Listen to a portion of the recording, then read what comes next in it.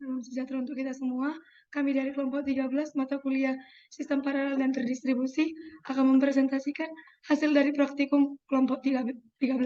Adapun topik dari praktikum kali ini yaitu Service Using Python in SharePy and Docker Container. Adapun anggota dari kelompok 13 yaitu saya dengan NIM 11S20015, Winanda Grace Adelia Sinaga. Dan saya dengan NIM 11S2005 dengan nama Lasri Rezeki Raja Gugu. Dan saya dengan NIM 11S249 dengan nama Christina Delia Pratiwi Sihite. Adapun tujuan dari praktikum kami yaitu untuk membuat service sederhana menggunakan Python pada framework SharePy dan Docker Container. Selanjutnya, pada kesempatan ini saya akan menjelaskan untuk langkah-langkah dari praktikum.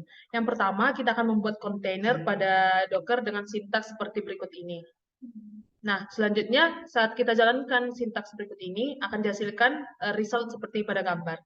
Langkah yang kedua itu kita akan melakukan instalasi library dengan menggunakan pip command pada kontainer yang telah dibuat. Yang pertama kita akan mengetikkan sintaks pip install pandas dan yang kedua kita akan mengetikkan pip install SharePy. Sehingga ketika kita jalankan maka akan dihasilkan result seperti gambar berikut ini.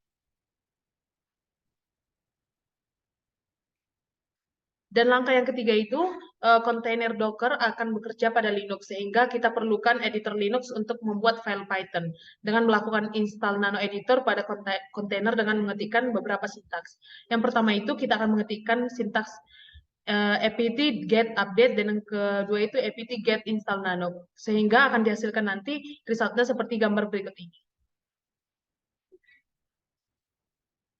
Dan langkah yang keempat itu kita akan membentuk sebuah file pada nano dengan sintaks nano.ws.py dengan program yang akan mendefinisikan request handler.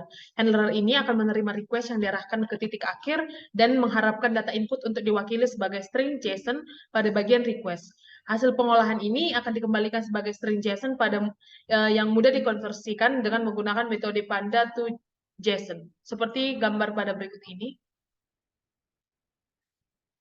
Dan langkah yang kelima itu kita akan melakukan testing service yang dimana kita menggunakan sintaks ini. Nah, ketika kita jalankan sintaks ini, akan dihasilkan result seperti gambar ini.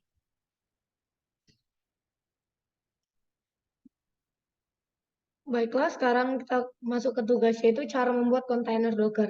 Yang pertama itu melihat Emacs dengan cara mengetik Docker Emacs dan hasilnya adalah seperti berikut.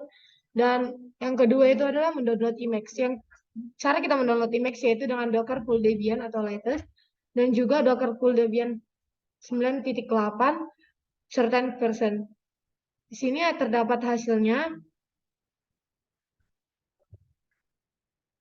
Selanjutnya itu melihat Docker container yang sedang running, yaitu dengan Docker container ls. Terdapat hasilnya seperti berikut. Yang keempat itu melihat semua list Docker container, yaitu dengan Docker container ls -a. Terdapat hasilnya seperti gambar berikut ini. Dan yang kelima itu membuat Docker container, yaitu dengan Docker container create -name MongoDB1 mongo.2.4.0. Terdapat hasilnya seperti berikut. Dan yang keenam itu adalah start container dengan cara Docker container start MongoDB1. Dan terdapat hasilnya. Dan yang ketujuh itu adalah mencari Emacs, yaitu dengan Docker search MySQL, yaitu terdapat dengan hasilnya seperti gambar berikut ini. Dan yang kedelapan itu membuat kontainer yang dapat diakses dari host. Dengan kata lain, membuka port pada kontainer sehingga service yang dijalankan dapat diakses dari luar. Dengan cara Docker container create -name MongoDB2 -p1234.2.27017 mongo. Hasilnya sebagai berikut ini.